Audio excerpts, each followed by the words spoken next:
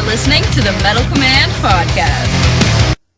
Greetings, everybody. Welcome back to the Metal Command Podcast. Tony here with you today, here to talk about the band Cloven Hoof.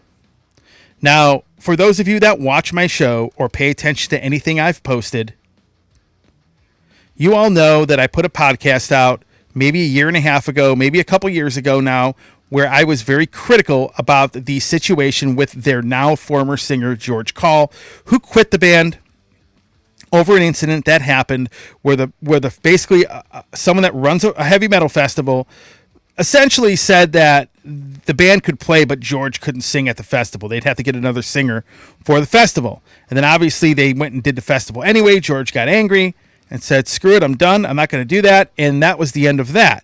And I thought that situation, and I still think that situation, was handled poorly. And I'm always somebody, folks, that, I will give criticism where I feel criticism is due, but I'm also fair, and I will give a band or a person credit where credit is due. And I ended up getting some backlash for that. I also ended up getting some people that, emailed me, wanted to do something kind of shady. And I'm going to address a lot of that stuff after I give this album review. But in that podcast, I said that incident was not going to affect what I think of the album. And the other thing is, when I made a lot of those comments, I don't dislike anybody as a person. They weren't meant to degrade someone as a person. It was basically meant to be critical of that specific incident. And I'm going to kind of clarify that a little bit after this album review, because I ended up getting some backlash, and I ended up getting some people that, and I'm going to talk about this after the review, that were like wanting to come on the show to kind of pile on and bash Lee Payne and bash the band. And I wasn't going to have that crap on here either, because that's not what this show is for. So before I get into all of that stuff, let me give credit where credit is due. Folks, number one, this is the best album this band has ever put out. I think hands down, this is the best album this band has put out. I like it just a little bit better than Time Assassin, which up until now, in my opinion, was their best album. Now, when I look at Cloven Hoof and I look at their discography, I can't go and point to any albums and say, this album sucks or that album sucks. Actually, all of their music has been very, very good. Even the old stuff, it didn't have the best production on it, but again, the songs were there. And the one thing that I have been telling people on my show for quite a while is that the last 4 albums that this band has put out, starting with Who Mourns for the Morning Star, these are like the 4 best albums this band has ever put out, and 4 of the best heavy metal albums I've ever heard. And they've been on this upward trajectory. Literally, they've been on an upward trajectory for these last 4 records. And a lot of it really isn't due to the singers as much, because they have Harry Conklin singing on this, who Harry Conklin's phenomenal, so obviously he's going to sound great, which he does, and I'll get into that in a moment. But it's more of the songwriting and how everything fits together. Truthfully, that's where it's at. So, how does that all come together? Well, in the previous podcast I referenced, one of the things that I said was that when you are shuffling members in and out of a band, it ruins the continuity of the band, and it can also hurt the band in most cases. But let me give some recognition to Lee Payne right now, because Lee has done something that a lot of people really don't do a very good job of, but Lee has done a great job of it. Despite the 28, 29, 30 members, however many former members this band has had, Lee has always found the right people to bring into the band to make the album sound good and to bring the songs together. And when I say bring the songs together, I'm talking about pretty high quality songwriting. Now, not many people can do that. Like Tobias Sammet from Avantasia, he can do that, right? Ian Lukasen from Arion, he can do that. You know, some of these guys like Jeff Waters of Annihilator and some of these other guys that bring multiple members in their bands constantly, they manage to write great songs by bringing the right people in. And let's give Lee some credit for that. I'm going to be honest with you folks. To be able to bring this many people in over the 30 or 40 year history of this band to make quality albums, and to make quality albums this late in this band's career, is something that deserves to be recognized for what it is. Because now that there are, in my opinion, 4 really amazing records, and I'm not saying the past albums suck or anything like that, but I think when Who Mourns for a Morning Star came out, that's the beginning of a 4-album run where this band has been nothing short of amazing. And I credit Lee for bringing the right people into the band to basically make that happen. Now, Time Assassin was my favorite album by the band up to this point. This album here differs a lot musically. It's a much different record. Time Assassin to me was more of a power metal album. It sounded a little bit more like a little bit of new wave of British heavy metal sound, obviously, that the album did have. However, it had a power metal vibe to it. This album's a little more old school sounding. This has a little more of that new wave of British heavy metal sound.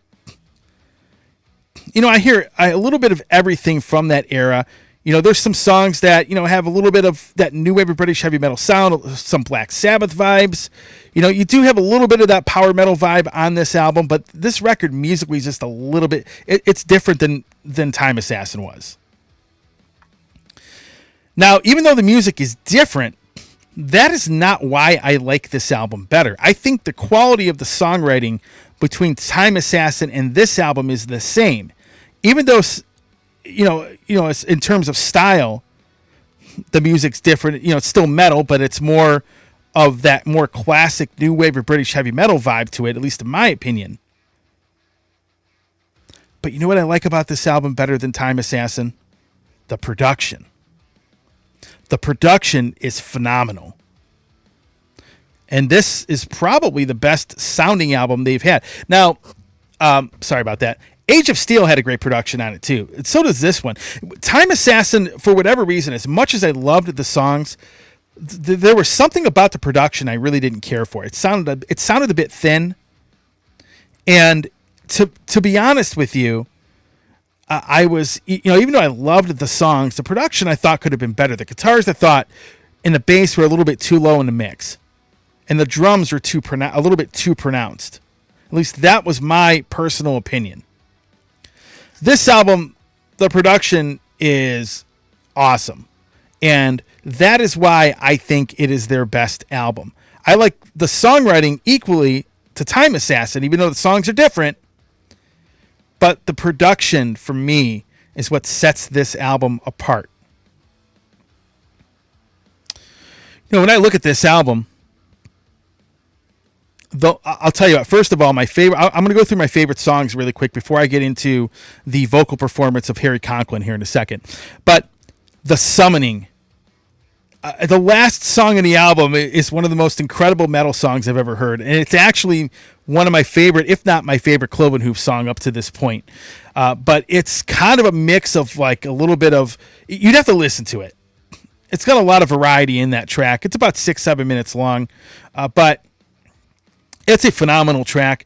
They have a song called Do What Thou Wilt. Kind of has a really nice groove to it. You know, a little bit of new wave of British heavy metal mixed with more of a groove to that song. I really dig that. The Darkest Before the Dawn. That's a great song. That has more of that Iron Maiden power metal vibe to it. Very catchy chorus in it. The song Vendetta, I think, is great. Last Man Standing is great. And overall, there really is not a bad song in this album. Now, what do I think of Harry Conklin's vocal performance on this? Because obviously, I was very curious as to what he would sound on this music. what I really like about his vocal performance. And, Harry Conklin, to me, he's like ageless in a sense. It's like the older this guy gets, the better his vocal delivery becomes. I said the same thing about Tim Ripper Owens, too. It's like the older he gets, the better his vocal delivery is. And that's the same thing with Harry Conklin. And speaking of both of those guys, I remember seeing them on the last Three Tremors tour that they did. And I'm watching Harry and Ripper sing, and I'm like, these guys are like, these guys have been doing this for like 3-4 decades. And they sound amazing. Now, here's what I love about Harry's vocal performance on this. So if you listen to him in Jag Panzer, he sounds pretty much the same as he always has within that band. Three Tremors, he goes balls to the wall, crazy, as all three of those singers, Sean Peck and Harry and Ripper go on those Three Tremors albums. But on this album, it's different. He's not singing a lot of high-pitched stuff all the time. He has a little bit more of a rougher sound. He has like a rougher edge to his voice that you normally don't hear from him. And I think that's what really adds to the songs on this album. Like George Call, for example, he's got kind of a rougher, grittier voice.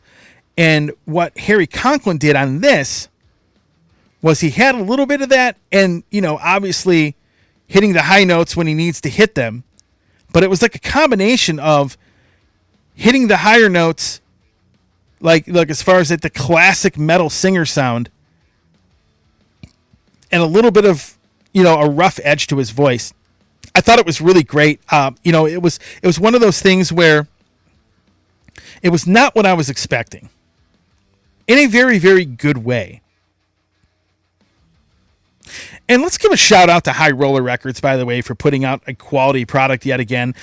High Roller is a label that has done some great reissues. I remember first hearing about them when Jag Panzer, when Jag Panzer basically put out their reissues. I bought a bunch of them from High Roller, just a quality product. And they did it with the new Warlord album and the Nis album as well. Anybody that I know who has the vinyl is just really, really pleased with the quality and the packaging and everything. So overall, what do I give this album as far as a rating is concerned? Well, that's very easy. I gave Time Assassin a 10 out of 10 when that album came out. This album is also getting a 10 out of 10 for me. And I do like it better than Time Assassin. This is not by far, but this is to me the best album the band has ever put out. From the moment I started listening to it, it's a record I've listened to every day for, quite a while, actually. And it's getting a lot of plays from me. I'm really digging the album. I'm going to give Lee Payne all the credit in the world. The dude puts together not the biggest name lineup out there, but the right people in this band. It's not about the big names. It's anybody that's ever been in a band. I've been in a band. I still sing on occasion. But anybody who's been in a band, it's not as much about the big names as it is having the right people in the band to make the record happen and to make the album good. And Lee has done a very consistent job of that for quite some time, for years. And Lee, you deserve all the credit in the world for putting together a great record and yet another great lineup. Now, let me address a couple things from some haters and one other kind of disturbing thing that happened after the podcast that I recorded where I talked about this situation with George Call. So first of all, me talking about that in the manner that I did, that was not me disliking anybody in the band or even Oliver that runs a Keep a True Festival, because I don't know him. I disliked the situation and the decision making. That was it. It's not an indictment on anybody as a person. That's not what that was. And honestly, if I really hated these guys, I wouldn't be talking about this album. And if I really hated Cloven Hoof or anybody in it, I wouldn't own their entire discography. So let's get that out of the way. The second thing is, and I want to make something very clear, because this has happened a couple times now. After I did that podcast, I had a couple people that wanted to come on the show to basically bash the band. Folks, it wasn't about bashing the band. It was about the situation that I did not like. You know, like, I'm not going to go have Dave Mustaine on my show and then bring on like 3 or 4 or 5 former Megadeth members to let them complain about him for 2 hours. That's definitely not something I would do, and that's definitely not what this show is about. I simply dislike the situation. I still don't like the way it happened, but folks, it happened 2.5, however long ago it was now. Almost 3 years ago, probably in the fall. So some of you out there are still focusing on that. And, you know, the sad thing is, here's one other thing that I do want to say before I end it here. And that is, you have a bunch of haters on this album. Not a lot, but you have a few. For the most part, this album has garnered some very good reviews, including mine. But there are some people that are angrier about the George Call situation than I am, and that are bashing this album. I'm not saying everybody is doing this, but there are a few individuals out there going into groups and basically, because they hated that situation and didn't like what happened, that are really probably not giving this album a fair shake. Now, I'm not saying every one of you is doing that, but there are a few people that probably haven't even listened to it that are bashing the band. And I think that's ridiculous. But anyhow, Cloven Hoof, Lee Payne, all the guys in the band, you did a phenomenal job in this album. It definitely deserves all of the good recognition that it seems to be getting within a lot of the review circles and within the metal community. More power to you guys. I got to be honest, this is a great record. I'm probably going to be listening to this one for most of this year, off and on. It's still going to be in rotation, at least, you know, when I'm out and about doing stuff, when I'm editing stuff for the show, or whatever the case may be. This is a phenomenal record. So 10 out of 10, folks. 10 out of 10. Thanks for watching. Stay metal.